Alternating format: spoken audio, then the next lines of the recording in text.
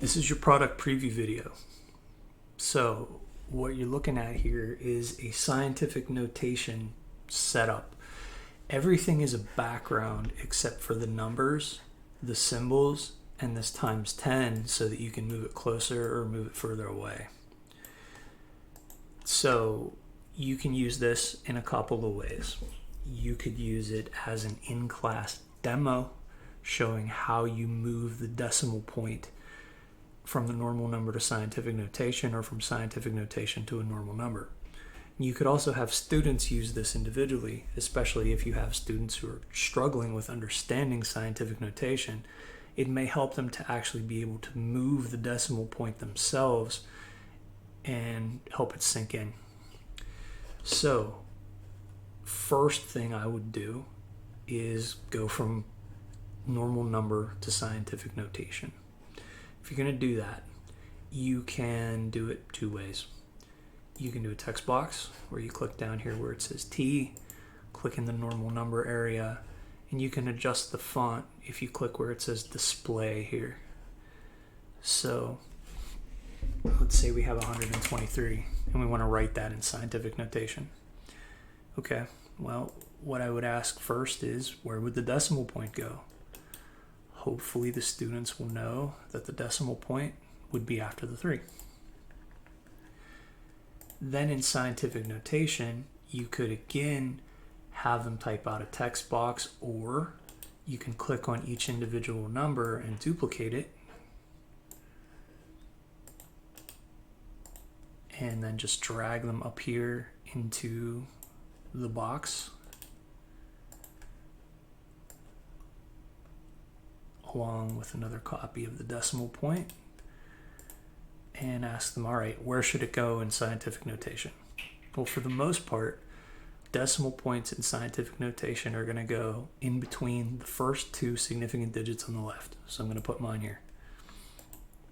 Then I ask the students, how do you get from 1.23 back to 123?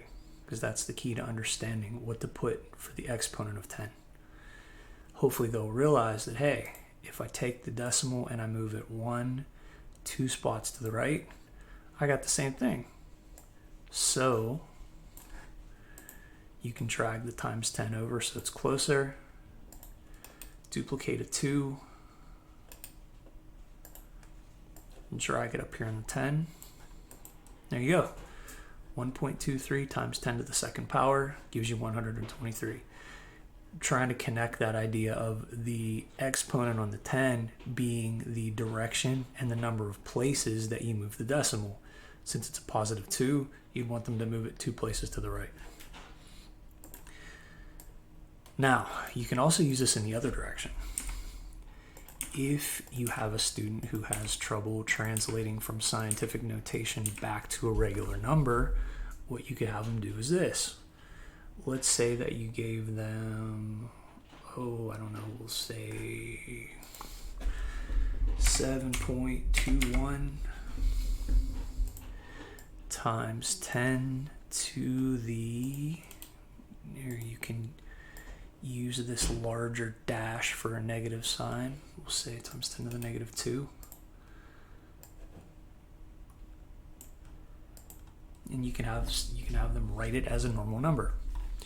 So you can duplicate the numbers that you have. You got 7, you got the 2, and you got the 1. And encourage them to follow the directions. Like which direction and how many places do you have to move the decimal point? Well, here we've got a negative 2 on the 10, so that means you're going to have to move the decimal 2 places to the left. Duplicate a decimal, put it up here in between the 7 and the 2. They move it the first place around the 7. Now they're out of numbers. What do? Well, come down here, add a 0, then they have another number to move the decimal point around. Then you can extra emphasize the need for a leading 0 and have them write one in front. There you go. 7.21 times 10 to the negative 2 equals 0.0721.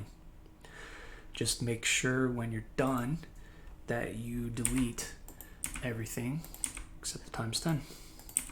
Then you got a clear field and you can do it again. Thanks for watching.